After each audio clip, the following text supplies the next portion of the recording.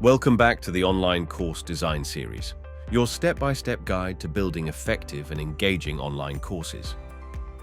Hi again, Dr. Beaker here. Engagement is key to a successful online course. Collaborative learning helps foster that engagement by encouraging students to interact with each other, share diverse perspectives, and feel more connected to the course material and to each other. Collaborative learning is an effective way to make sure your students stay involved, active, and invested in their learning experience. Today, we'll dive into how to create meaningful student-to-student interactions, whether through discussion boards, group projects, or peer reviews.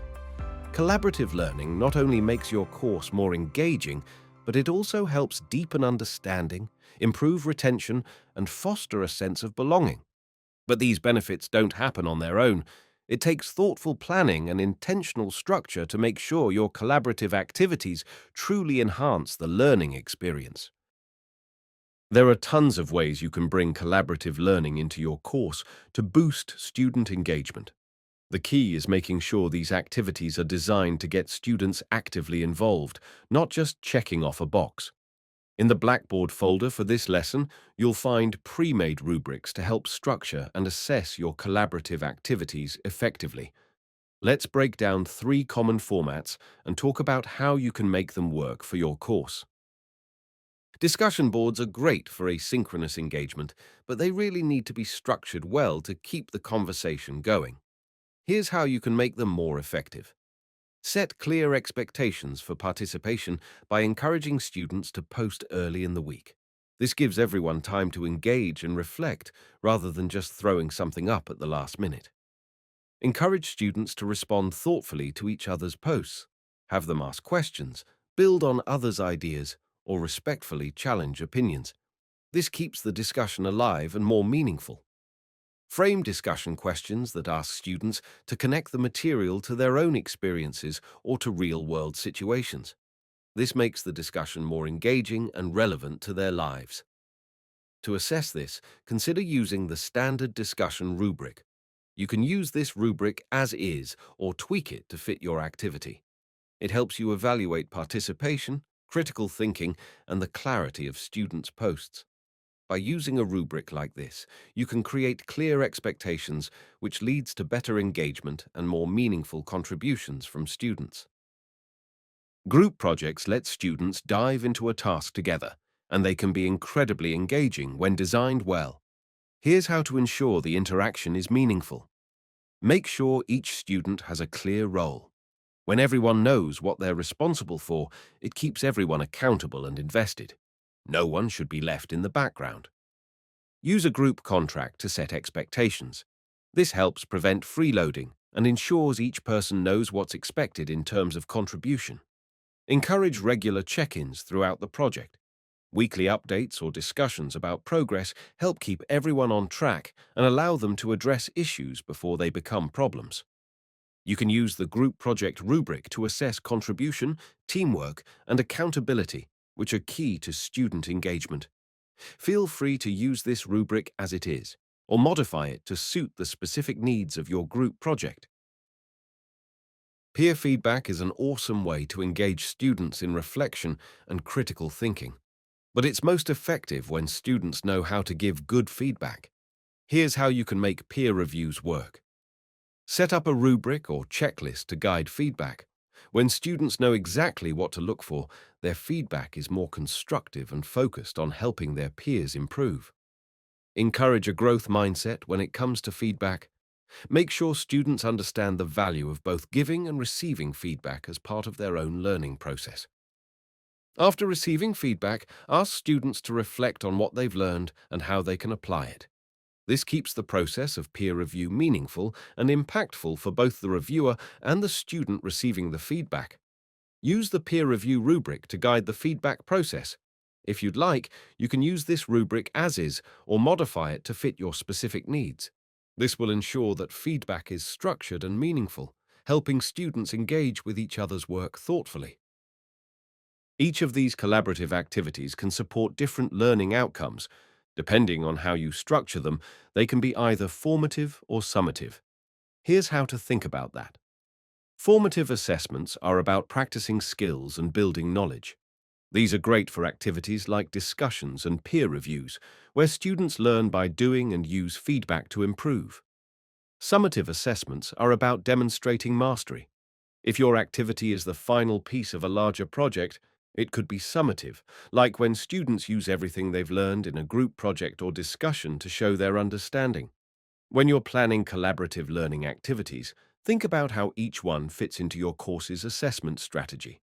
Are students practicing skills that will help them succeed in future tasks, or are they demonstrating mastery by working together to solve a problem or create something new? By setting clear expectations, guiding your students' interactions, and intentionally designing your activities, you'll create meaningful learning experiences that foster collaboration, engagement, and deeper understanding. To help you design strong student-to-student interactions, we've created the Collaborative Activity Worksheet. This tool will guide you through every step of the collaborative activity, ensuring that it's aligned with your course objectives and fosters meaningful, accessible collaboration. Let's walk through each section using an example from my own course. Start by giving your activity a clear, descriptive title. This is important because it sets the tone for the activity and provides students with an understanding of what to expect. A well-chosen title helps both you and your students stay organized and focused on the activity's goal. Link the activity to a specific learning objective. This step ensures that the activity is purposeful and aligned with your course's goals. By making sure each activity directly supports a measurable objective, you ensure that students understand why they're engaging in the activity and how it contributes to their overall learning. If this activity is formative, describe how it will scaffold toward a future summative assessment. This is important because formative activities should build the skills and knowledge that students will need to demonstrate mastery in summative assessments. Whether it's practice in analysis, collaboration, or application, the formative activity prepares students for future tasks, allowing them to build confidence and refine their skills. Clearly define the purpose of the activity and explain how it directly supports the learning objective. By doing this, you make sure the activity has a clear reason for existing within the course. It helps you stay focused on meaningful engagement and ensures that students see the activity as valuable to their learning journey. Describe how students will interact with each other. Whether it's through a discussion board, group project, or peer review, this section is key for defining the type of collaborative work students will engage in. Collaborative learning builds a sense of community and promotes interaction that enhances both individual and group learning outcomes. Be clear about how the interaction should occur and encourage students to engage thoughtfully with their peers. Provide clear, concise instructions. This step is vital because it removes any ambiguity and sets the expectations for students. Clear instructions ensure that students know exactly what to do, how to participate, and what's expected of them in terms of quality and timing. The more specific you are, the easier it will be for students to engage in the activity effectively and meaningfully. Determine how the activity will be graded. Will you use a rubric, a checklist, or some other method to assess student performance? This is essential for transparency. Clearly explaining the grading criteria helps students understand what they will be evaluated on and how they can succeed in the activity. It also ensures that the evaluation is fair and aligned with the learning goals of the activity.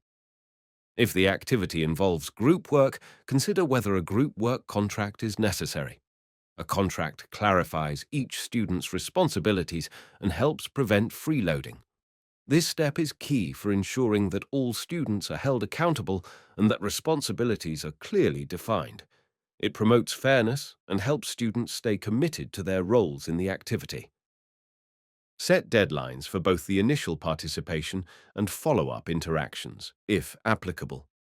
Deadlines help students stay organized and ensure that the collaborative process progresses smoothly. Having clear deadlines also allows you to keep track of participation and ensures that students engage with the activity in a timely manner. Estimate how much time students will need to engage with the activity. This helps manage both students and your own workload expectations. Be realistic about how much time it will take students to complete the task and interact meaningfully with their peers. This will help ensure that the activity fits within students' schedules and doesn't feel overwhelming. Think about how this activity accounts for asynchronous participation. Since many online courses rely on asynchronous learning, it's important to design activities that allow flexibility while still ensuring that students can interact meaningfully. This section is important for making sure that all students, regardless of time zone or schedule, have an opportunity to participate. As you design your activity, consider whether there are any accessibility concerns. This includes checking if your materials, videos, images, documents are accessible to all students, including those with disabilities. For example, do you have captions for videos? Is there alt text for images? Even anticipating students who live in different time zones can be more inclusive. By proactively addressing accessibility, you ensure that your activity is inclusive for all students, whether they have formal accommodations or not. By following these steps on the collaborative activity worksheet, you're designing a well-structured and effective activity that is aligned with your course objectives and encourages meaningful student-to-student interaction. This worksheet is a useful tool for making sure that your collaborative activities are purposeful, engaging, and inclusive, and that they contribute to deeper student learning. Let's bring it all together. Collaborative learning isn't just about completing tasks together. It's about creating an engaging learning environment where students connect with the material and with each other. By designing collaborative activities thoughtfully and evaluating them meaningfully, you foster both engagement and deeper learning. As you continue building your course, remember that engaged students are more likely to retain information, stay motivated, and feel a sense of belonging. Use the collaborative activity worksheet to design interactions that matter. Then, use the provided rubrics to keep grading fair and transparent. You're not just building a course, you're creating a community of learners. I'll see you in the next video, where we'll continue refining your course design.